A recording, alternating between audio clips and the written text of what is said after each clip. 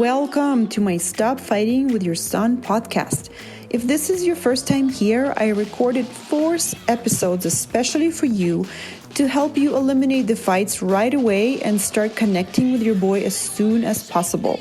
Go to episodes 54 through 59. I have 4 boys of my own, and I know better than anyone how much you want to have a good relationship with your boy and all the things that can come in your way. If you are a mom of boys, I am the coach for you. Let's go. Hello, my friends. How is everyone doing? It is the first week of January, and I'm so happy to talk to you today. And I want to share a little Christmas present that I got this Christmas that really I just love. It's not an actual present, but it feels like a present. So I want to share with you in case you also need to hear it and are like kind of on the same boat as me. And so it came from my sister-in-law, and I just love getting little nuggets from her all the time, and other people as well. But I just love the simplicity of her thinking that I sometimes need. So if you struggle with packing lunches for school for the kids, if it stresses you out, if you are dreading it, if you, like me, I used to just make it a big deal. I used to make it so complicated in my head, and it felt like I'm always failing because it was never meeting my expectations. You know, they should have some fruit, some veggies, some really good, healthy, balanced lunch, and, no processed food, blah, blah, blah. And they should eat it all, and they should come after school and say, "Thank you, Mama, so much. That was delicious," right? And be happy. Of course, the opposite was happening. They were eating processed food like granola bars, maybe not eating any veggies, eating some fruit. And for lunches, they were not, meeting my expectations. They would eat something that doesn't qualify in my head that's a healthy lunch. Like, of course, they want pasta, right? But in my head, maybe a soup with some good protein, some carbs, veg, right? Blah, blah, blah, right? So I was stressing myself out with putting so much pressure on me to instill good habits in them, to pack good lunches for them, to have them eat. And I could not control what they eat and what they want to eat and don't eat, right? So it was stressful, and I was torturing myself by making it such a big deal. And so over Christmas, we were just chatting, my sister-in-law and I, and I was asking her what she packs for her little girl, and she said, she told me what she packs, but then she goes, it's just one meal. And I'm telling you, that one sentence she said felt like this thing that I was missing that just clicked and put everything into perspective. That took away the pressure, took away the perfectionist type of thinking, took away this feels like a failure. They're not eating this was so awesome. I felt a relief, and I said, what? You're right. This is just one meal.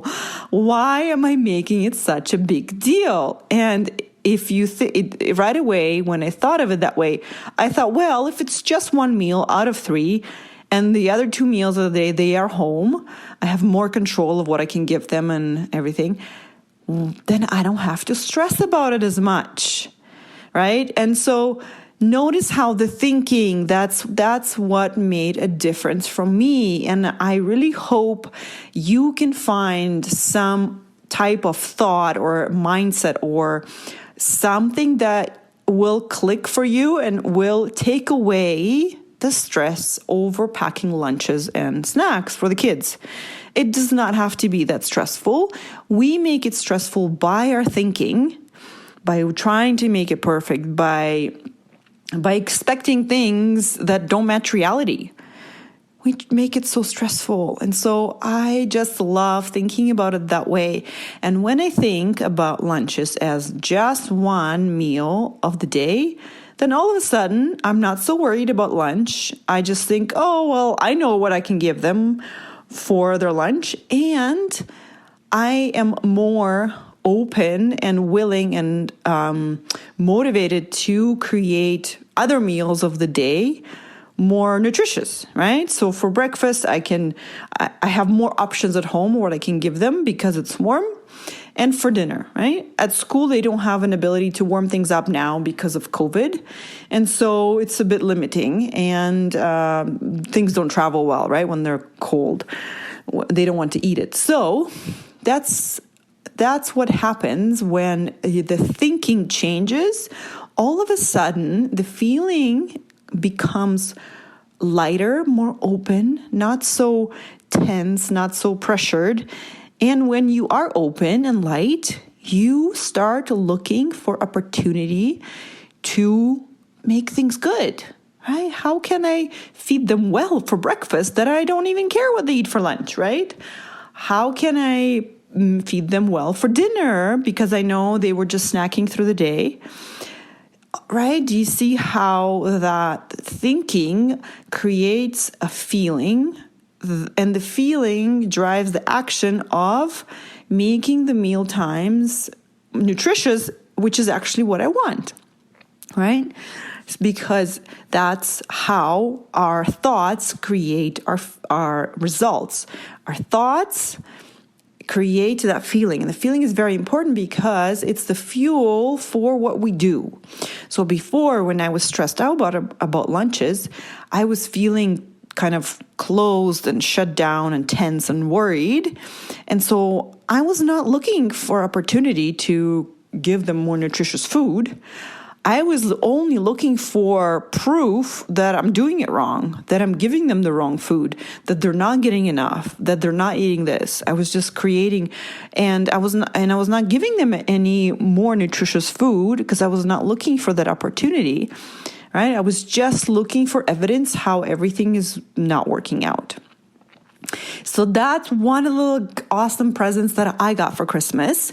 It's basically a solution to a problem that I had, and I got it. And that's what I love. And I hope you also develop the skill is looking for solutions to your problems out in the world. Has anyone else done it? What is their thinking? How are they so worry-free or guilt-free or whatever? Look around. People are so awesome at being examples of what it is that you already want. Look around for that. And the other little present I got, super superficial, but I just love the symbolism of this. So again, same person, my sister-in-law. Her and I have very similar hair, wavy hair, similar. Hers is thicker, mine is not so thick, but she has really good natural wave, and I have very good natural wave.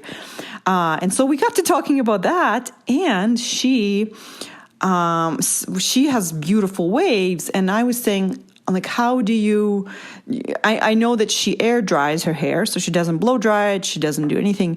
And so she just leaves it be after the shower, and it dries in that natural curly wave.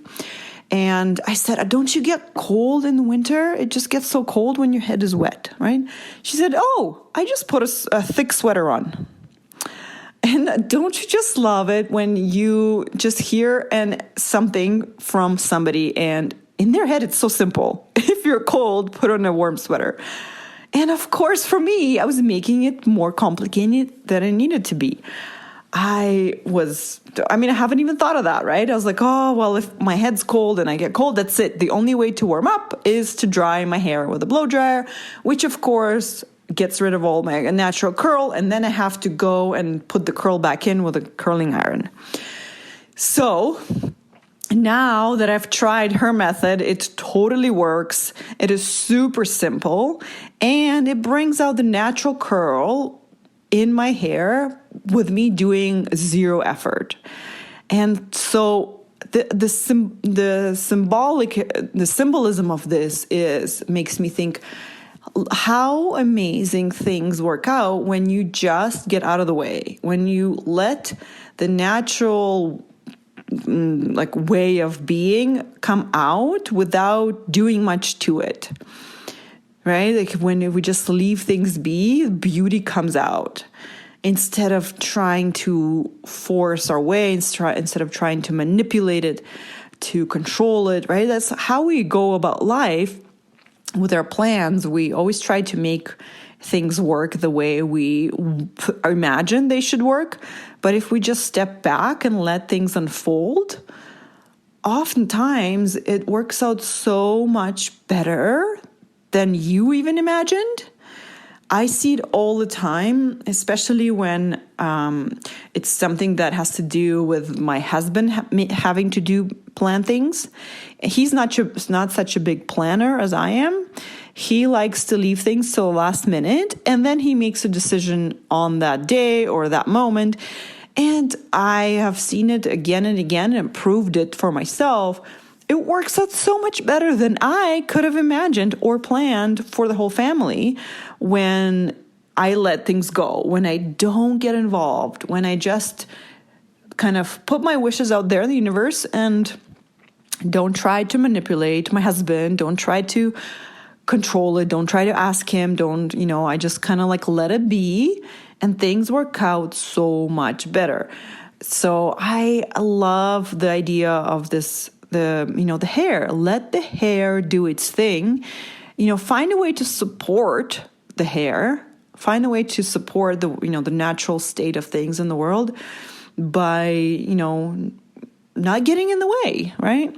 So now with my hair, I untangle it in the shower, and I don't brush it afterwards, but I gently dry it with a towel, and then I put some gel in that kind of helps keep the curls, and I don't touch it, and the hair dries in these beautiful waves. So I don't know if your hair is curly or straight, but I wonder how you can apply this lesson to your life or your hair. Like, what is it that's naturally beautiful there that you can help bring out? All right, guys. Well, I hope these two little presents are as exciting to you as they are to me, because I love the freedom that I got from this shift in my mindset. The first one was about lunches. This one simple sentence: it's just one meal. Boom, explosion in my brain. You're right. Pressure gone, perfectionism gone, freedom from worry and guilt. And the second one is with my hair. Oh, don't do anything, right? Just put on a thick sweater and you'll be warm. That's it. And it works. So have a beautiful week. I would love to hear what it is that you found for you that shifted your mindset in a small, simple way, like one sentence that you heard that changed your whole life or your experience of one thing. I would love to hear about that. Send me an email or come to Instagram. My email is natalia@coachingnatalia.com. I would love to hear from you. And if you need any help with anything, especially your relationships with your son, with your husband, anyone, I am here for you. You can go to my website and sign up for a free first mini session exploration. It's not actually mini. I give you lots of time, and I am there to be there for you and help you. And it's completely free. So come sign up. And again, it's on my website, www.coachingnatalia.com. And I'm looking forward to talking to you soon. Bye.